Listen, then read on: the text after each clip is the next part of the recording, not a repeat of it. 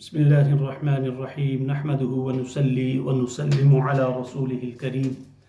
أما بعد فأعوذ بالله من الشيطان الرجيم بسم الله الرحمن الرحيم قال الله تبارك وتعالى في القرآن المجيد والفرقان الحميد ومن يطع الله والرسول فأولئك مع الذين أنعم الله عليهم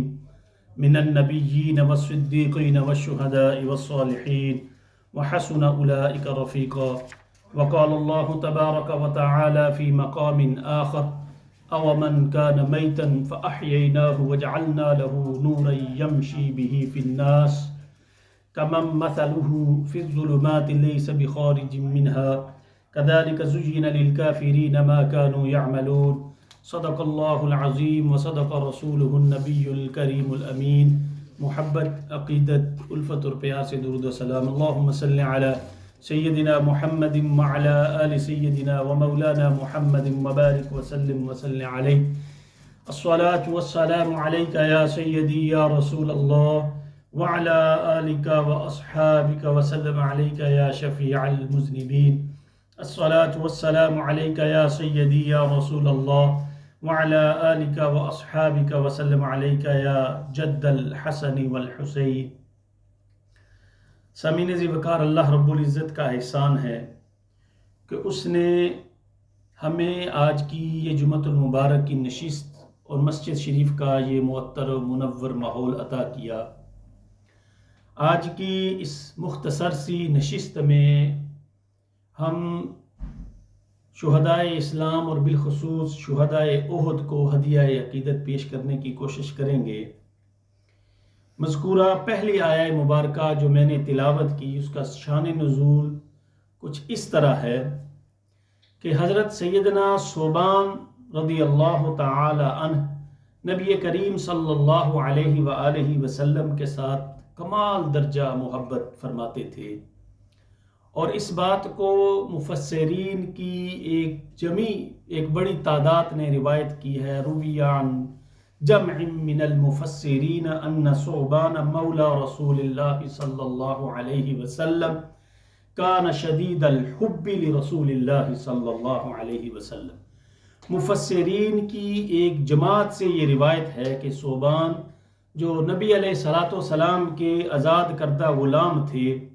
کان شدید الحب لرسول اللہ صلی اللہ علیہ وسلم،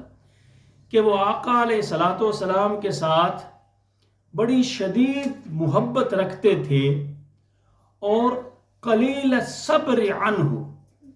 اور آپ علیہ السلام سے جدا رہنے کا صبر بڑا کم تھا۔ جیسے ایک بچہ اپنی ماں سے تھوڑی دیر کے لیے دور ہو جائے تو وہ اپنی ماں کو یاد کرنا شروع کر دیتا ہے، اسے اپنی ماں کی طلب ہوتی ہے، وہ اسے دیکھنا چاہتا ہے۔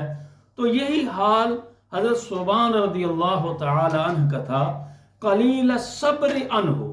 وہ جٹ سے آقا علیہ السلام کی زیارت کے لیے حاضر ہو جاتے۔ فآتاہ یوما وقد تغیر وجہہ ونحل جسمہ، ایک دن بارگاہ سید الانام میں حاضر ہوئے، وقت تغیر وجہہ، آپ کے چہرے کا رنگ بدلا ہوا ہے، ونحل جسمہ، اور جسم بڑا نحیف ہے، کمزور ہے، وعرف الحزن فی وجہہ، اور چہرے سے غم عیاں ہو رہا ہے۔ فسألہ رسول اللہ صلی اللہ علیہ وسلم عن حالہ، تو نبی اکرم صلی اللہ علیہ وآلہ وسلم نے آپ کی یہ شکستہ حالت کو دیکھا، یہ کمزور چہرے کو دیکھا، غم زدہ چہرے کو دیکھا، تو پوچھا کہ فسألہ عن حالہ، تو آپ نے پوچھا یہ کیا حالت تو نے بنائی ہوئی ہے؟ فقال یا رسول اللہ ما بی وجع غیر انی، یا رسول اللہ یہ مجھے کوئی تکلیف نہیں ہے، مجھے کوئی بھوک نہیں ہے، کوئی غم نہیں ہے کہ جس کی وجہ سے میرا چہرہ، میرا جسم نحیف ہو گیا ہے، میرے چہرے کا رنگ بدل چکا ہے۔ اذا لم اراک اشتقت الیک، بس یا رسول اللہ ایک ہی بات ہے کہ یا رسول اللہ مجھے کوئی بیماری نہیں، لیکن جب میں آپ کو نہیں دیکھتا تو مجھے آپ کی شدید یاد آتی ہے۔ کیسے کیسے ہیرے تھے صحابہ کرام کی جو ذات تھی، اور فرمایا اذا لم اراک اشتقت الیک، یا رسول اللہ جب میں آپ کو نہیں دیکھتا تو مجھے آپ کی بڑی دیکھنے کی طلب تڑپ پیدا ہوتی ہے، واستوحشت وحشتا شدیدا، اور بڑی شدید قسم کی میرے دل میں گھبراہٹ پیدا ہوتی ہے، حتی القاک، یا رسول اللہ یہاں تک کہ میں بھاگا بھاگا آپ کی زیارت کے لیے حاضر ہو جاتا ہوں۔ فذکرت الآخرہ، اور پھر جو چیز مجھے زیادہ پریشان کرتی ہے وہ یہ ہے، فذکرت الآخرہ، یا رسول اللہ پھر مجھے آخرت کی یاد آتی ہے، پھر مجھے قیامت کی یاد آتی ہے، اور پھر میں آخرت کو یاد کرتا ہوں، فخفت اللہ اراک ہناک، اور پھر مجھے ڈر ہوا کہ میں آپ کو وہاں نہ دیکھ سکوں گا تو پھر کیا کروں گا۔ اور پھر فرمایا وَإِنْ أَنَا لَمْ أَدْخُلِ الْجَنَّةِ، اگر میں جنت میں نہ داخل ہوا تو میں آپ کو کیسے دیکھ سکوں گا، میں آپ کو کبھی بھی نہیں دیکھ سکوں گا، اور پھر اگر میں جنت میں داخل ہو بھی گیا تو آپ جو ہیں وہ جنت النعیم میں ہوں گے، بڑے اعلیٰ مقام پہ ہوں گے، میں ایک غلام ہوں، میں نچلے درجے میں ہوں گا۔ تو اس وقت اپنے غلام کی یہ حالت جب آقا علیہ الصلوۃ والسلام نے دیکھی تو اسی وقت قرآن کریم کی یہ آیات مقدسات نازل ہوئی، وَمَن يُطِعِ اللَّهَ وَالرَّسُولَ فَأُولَٰئِكَ مَعَ الَّذِينَ أَنْعَمَ اللَّهُ عَلَيْهِمْ مِنَ النَّبِيِّينَ وَالصِّدِّيقِينَ وَالشُّهَدَاءِ وَالصَّالِحِينَ، فرمایا جو بھی اللہ کی اور اس کے رسول کی اطاعت کرتا ہے، فَأُولَٰئِكَ مَعَ الَّذِينَ أَنْعَمَ اللَّهُ عَلَيْهِمْ، اللہ رب العزت نے اس کو یہ انعام عطا کر دیا ہے، انعم اللہ علیہم، اس کا شمار انبیاء کے، صدیقین اور شہداء کے زمرے میں ہوگا، والصالحین وحسن اولئک رفیقا، اور قرآن نے ساتھ یہ بھی بتا دیا کہ تم یہ جو شہداء، انبیاء، صدیقین، شہداء کا جو مقام ہے اور صالحین کی جو صحبت ہے، وحسن اولئک رفیقا، یہ کتنا اعلیٰ اور کتنا عمدہ یہ ساتھ ہے۔ اور پھر شہداء کا جو تیسرا درجہ ہے اس آیہ کریمہ میں، شہداء سے مراد وہ حضرات ہیں جنہوں نے اللہ کی راہ میں جانیں دی، اور انعام یافتہ جماعت میں تیسری جماعت حضرات شہداء کرام کی ہے، جیسے قرآن کریم نے ارشاد فرمایا وَمَن يُطِعِ اللَّهَ وَالرَّسُولَ، جو اللہ اور اس کے رسول کی اطاعت کرے گا اللہ نے انعام فرما دیا ان پر کہ وہ انبیاء کے ساتھ ہوں گے۔ پہلا درجہ جو ہے وہ انبیاء کا ہے، دوسرا درجہ وہ صدیقین کا ہے، اور تیسرا درجے پہ جو جماعت آتی ہے وہ شہداء کی جماعت آتی ہے، کہ انسان اگر نیک اعمال کرتا ہے تو ان کے ساتھ مسلمانوں کی عزت و عظمت، شان و شوکت کی حفاظت شہداء کرام نے بنیادی کردار ادا کیا اس کو قائم رکھنے کے لیے، اور دین کی سربلندی کے لیے جو لوگ جان نثاری کرتے ہیں ان کا اللہ تعالیٰ اور امام الانبیاء کے ہاں بہت ہی بلند مقام ہے۔ اور اس مقام کو سمجھنے کے لیے قرآن کریم نے فرمایا وَلَا تَحْسَبَنَّ الَّذِينَ قُتِلُوا فِي سَبِيلِ اللَّهِ أَمْوَاتًا، کتنی عمدہ بات کی ہے کہ جو اللہ کی راہ میں قتل کر دیے گئے ہیں تم مردہ مت سمجھو، وَلَا تَحْسَبَنَّ الَّذِينَ قُتِلُوا فِي سَبِيلِ اللَّهِ أَمْوَاتًا، انہیں مردہ مت سمجھو، بل احیاء، بلکہ وہ تو زندہ ہے، عند ربہم یرزقون، اور اللہ رب العزت کے ہاں انہیں رزق دیا جاتا ہے، فرحین بما آتاہم اللہ من فضلی، اللہ رب العزت نے جو انعام انہیں عطا کیا ہے، اللہ رب العزت نے جو انہیں مرتبہ ادا کیا ہے، جو فضیلت عطا کی ہے، جنت میں جو انعام دیا ہے، فرحین بما، بڑے خوش ہیں جو اللہ نے انہیں عطا کیا ہے، بما آتاہم اللہ من فضلی، وَيَسْتَبْشِرُونَ بِالَّذِينَ لَمْ يَلْحَقُوا بِهِم مِّن خَلْفِهِمْ، اور وہ خوش ہیں اس چیز پر جو ان کو اللہ کے فضل سے عطا ہوا ہے، اور جو لوگ ان کے پاس نہیں پہنچے، ان سے پیچھے رہ گئے، ان کی بھی اس حالت پر وہ خوش ہوتے ہیں کہ ان پر کسی طرح یہ انہیں پتہ چل جائے کہ اللہ خوف علیہم ولا ہم یحزنون۔ یہ بڑی ایک رقیق سی بات ہے۔ حضرت سعید بن جبیر رضی اللہ تعالی عنہ اس حدیث کے راوی ہیں، اور یہ حضرت عبداللہ بن عباس رضی اللہ تعالی بھی اس حدیث کے راوی ہیں۔ بڑی رکت انگیز اور بڑی خوبصورت حدیث ہے۔ فرماتے ہیں لما اصیب اخوانکم باحد جعل اللہ ارواحهم فی جوف طیر خضر، کہ جب تمہارے بھائی احد کے دن شہید ہو گئے تو اللہ رب العزت نے ان کی ارواح کو سبز پرندوں میں ڈال دیا۔ ترد انہار الجنہ، وہ جنت میں گھومتے ہیں، تأکل من اسمار من ثمارہا، اور جنت کے پھلوں سے وہ کھاتے ہیں، اور پھر وہ واپس آ جاتے ہیں قندیل میں، جو سونے کے قندیل بنی ہوئی ہے، جو سونے کے طاق ہیں ان میں وہ آ جاتے ہیں، معلقۃ فی ظل العرش، جو اللہ کے عرش میں لٹکے ہوئے ہیں ان قندیلوں میں وہ ارواح آ کے واپس ٹھہر جاتی ہیں۔ اور پھر فلما وجدوا طیب ماکلہم، اور جب وہ کہتے ہیں کہ ایسا ہوا کہ اتنی بڑی ان کو نعمتیں، اتنا بڑا مقام عطا ہوا، تو اللہ نے ان سے پوچھا کہ کیا تمہیں اس کے علاوہ کچھ چاہیے؟ تو ان ارواح نے کہا یا اللہ، ایک ہی چیز کی ہمیں طلب ہے کہ ہم دوبارہ دنیا میں جائیں اور پھر وہاں جا کے پھر شہید کر دیے جائیں اور پھر تیری بارگاہ میں حاضر ہو جائیں۔ اور پھر اللہ نے فرمایا یہ تو میرا حکم ہے، یہ تو میرا اٹل فیصلہ ہے، یہ تو نہیں ہو سکتا، اس کے علاوہ کچھ چیز چاہیے تو مجھے بتاؤ۔ پھر انہوں نے یہ خواہش کیا، اللہ جو تو نے مقام و مرتبہ ہمیں عطا کیا ہے، اس مقام و مرتبے کا ہمارے پیچھے رہنے والوں کو بھی مطلع کر دے۔ اس وقت یہ آیا ہے مبارکہ نازل ہوا، لا تحسبن الذین قتلوا فی سبیل اللہ امواتا، جو اللہ کی راہ میں شہید کر دیے گئے انہیں مردہ نہ گمان کرو۔ کتنا بڑا مقام ہے۔ بل احیاء عند ربہم یرزقون، اور اللہ رب العزت کے ہاں وہ زندہ ہیں اور اللہ رب العزت انہیں رزق عطا کرتا ہے۔ بل احیاء عند ربہم یرزقون فرحین بما آتاہم اللہ من فضلہ، اور اللہ رب العزت نے انہیں وہ مقام و مرتبہ جو عطا کیا ہے وہ اس پہ بڑے خوش ہیں۔ اور پھر حضرت سیدنا ابن عباس رضی اللہ تعالی عنہ فرماتے ہیں، حضرت ابو ہریرہ سے بھی یہ حدیث روایت ہے، فرمایا رسول اللہ صلی اللہ علیہ وسلم نے فرمایا ما من مکلوم یکلم فی سبیل اللہ الا جاء یوم القیامت وقلمہ یدمع، فرمایا جب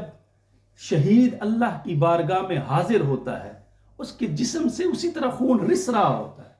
وہ دیکھنے میں تو اللون لون دم،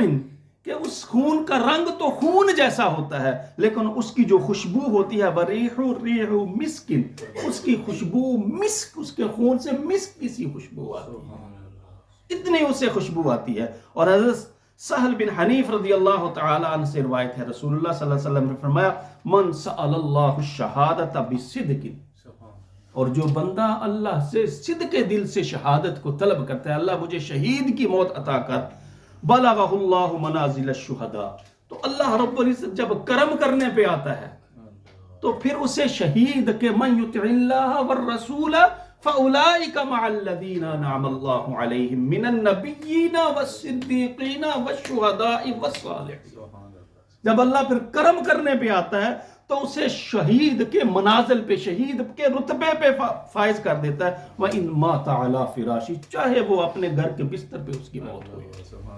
دوستو کتنا بڑا یہ مقام ہے اور کتنا بڑا یہ مرتبہ ہے کہ جو اللہ رب العزت نے اپنی راہ میں شہید ہونے والے شہداء کو عطا کیا۔ وہ حضرت حنظلہ کا تو آپ نے واقعہ سنا ہوگا، کئی دفعہ سنا ہوگا، شادی والی رات اعلان ہوا کہ آقا علیہ الصلوۃ والسلام نے جہاد کا اعلان کر دیا، وہ اسی طرح اسی حالت میں اٹھ کے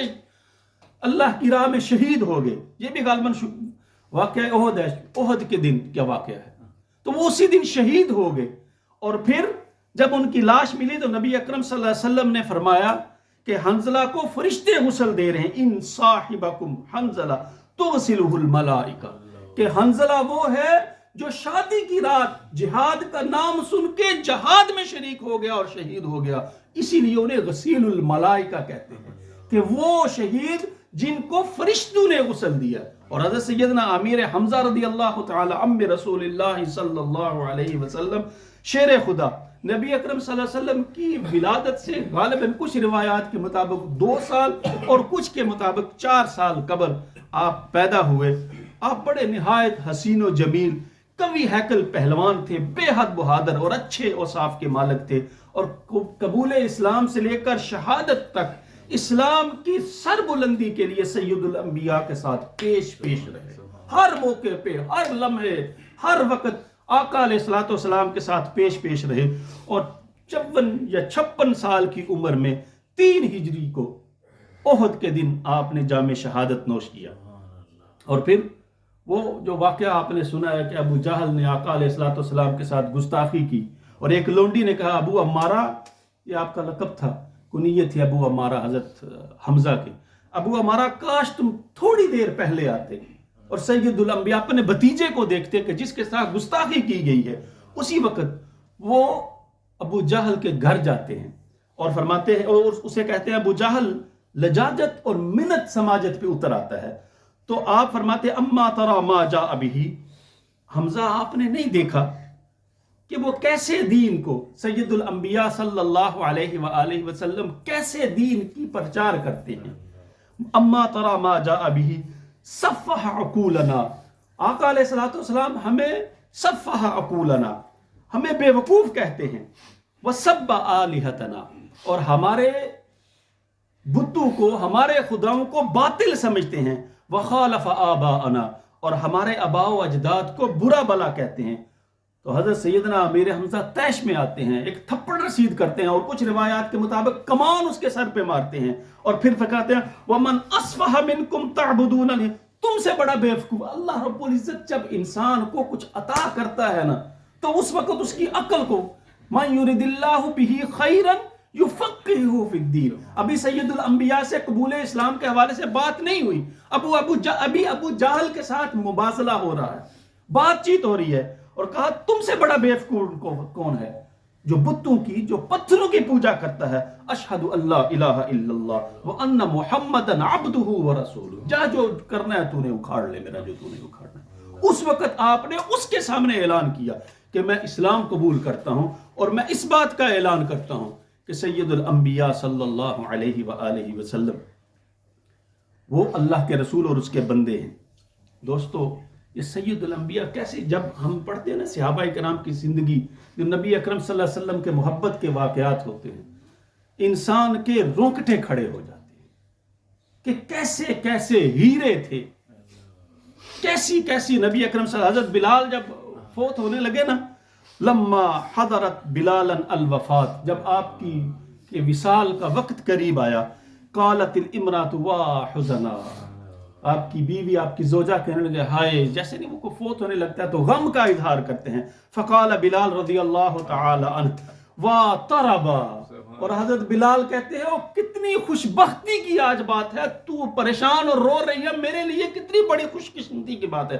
وہ کہنے لگی یہ کیسے خوش قسمتی کی بات ہے، غدن القا اخیہ محمدن، اور کل تو میں سید الانبیاء صلی اللہ علیہ وآلہ وسلم سے ملاقات کروں گا اور تو اس پہ پریشان ہو رہی ہے۔ تو یہ تھی سید الانبیاء صلی اللہ علیہ وآلہ وسلم کی محبت۔ اور ایک اور صحابی ہیں بڑے غمگین حالت میں بارگاہ رسالت میں آپ صلی اللہ علیہ وسلم میں حاضر ہوئے، رسول اللہ صلی اللہ علیہ وسلم فرمایا کیوں غم کرتے ہو؟ کہا یا رسول اللہ میرے والد شہید ہو گئے، بڑا ان پہ بوجھ تھا، قرضہ تھا۔ نبی اکرم صلی اللہ علیہ وسلم نے فرمایا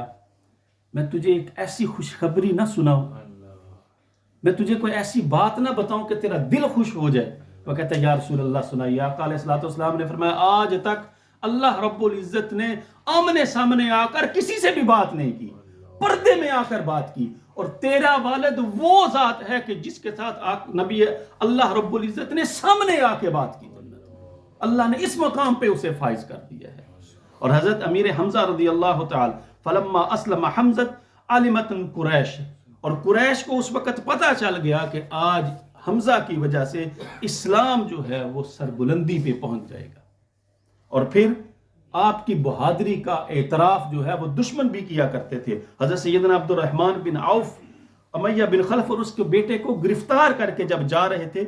تو وہ اپنے سینے پہ شتر مرغ کا پنکھ وہ آپ نے لگایا ہوا تھا، تو وہ امیہ بن خلف کہتا ہے عبد الرحمن بن عوف سے یہ بندہ کون ہے جس نے شتر مرغ کا پنکھ اپنے سینے پہ لگایا؟ انہوں نے کہا یہ حمزہ ہے، ذاک الذی فعل بنا افعال، یہ ہماری جو خستہ حالت اور جو ہم بدر میں شکست کا سبب بنے ہیں یہ اس بندے کی وجہ سے بنے، یہ فتح اس بندے کی وجہ سے ہوئی ہے، حضرت حمزہ رضی اللہ تعالی عنہ۔ اور پھر جب آپ کا وصال ہوتا ہے تو آقا علیہ الصلوۃ والسلام نے فرمایا لما اصاب بمثلک عبدا، چچا آج تک تیرے مرنے سے جو غم ہوا ہے وہ کبھی بھی مجھے کسی بھی موت پہ اتنا غم نہیں ہوا جتنا تیری شہادت پہ مجھے غم ہوا ہے۔ اور پھر آپ اپنی شہزادی سیدہ کائنات سلام اللہ علیہا کو فرماتے ہیں، اور اپنی پھپھی سیدنا حفصہ رضی اللہ تعالی عنہما، آتانی جبریل علیہ الصلوۃ والسلام فاخبرنی ان حمزہ مکتوب فی اہل السماوات. اپنی شہزادی سے کہتے ہیں اور اپنی پھپھی سے کہتے ہیں کہ ابھی جبریل آئے ہیں اور انہوں نے مجھے یہ خوشخبری سنائی ہے کہ ان حمزہ بن عبد المطلب اسد اللہ و اسد رسول، اللہ رب العزت نے یہ لقب اسے ادا کر دیا ہے کہ یہ اللہ اور اس کے رسول کی شہید ہے. اور پھر آپ کی وصال، آخری بات آپ کے وصال پہ فرماتے یا کیسے وہ جملے ہیں اور کیسے یہ کلمات ہیں. فرمایا یا حمزہ یا عم رسول اللہ صلی اللہ علیہ وسلم، حمزہ اے رسول اللہ کے چچا، وَأَسَدَ اللَّهِ وَأَسَدِ رَسُولِ، اے اللہ اور اس کے رسول کے شیر، یا حمزہ یا فاعل الخیرات، اے حمزہ جو سفر اور حجر میں جو ہر موقع پہ سید الانبیاء صلی اللہ علیہ وسلم کے ساتھ رہتا تھا، میرا چچا تو وہ چچا تھا. اور فرمایا یا حمزہ یا فاعل الخیرات، یا حمزہ یا قافل الکربات، حمزہ جب بھی مجھے کوئی مشکل آتی تو میرے سامنے کھڑا ہو جاتا تھا، میرے غموں کا مداوع کرتا تھا. یا حمزہ یا زابن ان وجہ رسول اللہ صلی اللہ علیہ وسلم، اے حمزہ اے رسول اللہ صلی اللہ علیہ وسلم کے چہرے کا دفاع کرنے والے. کہتے ہیں نا احد کے دن 2 تلواروں کے ساتھ آپ دفاع کرتے رہے اور آپ کو اسد اللہ و اسد رسول کا لقب عطا کیا گیا. دوستو دعا ہے اللہ رب العزت حضرت حمزہ رضی اللہ تعالی عنہ کی جو سیرت ہے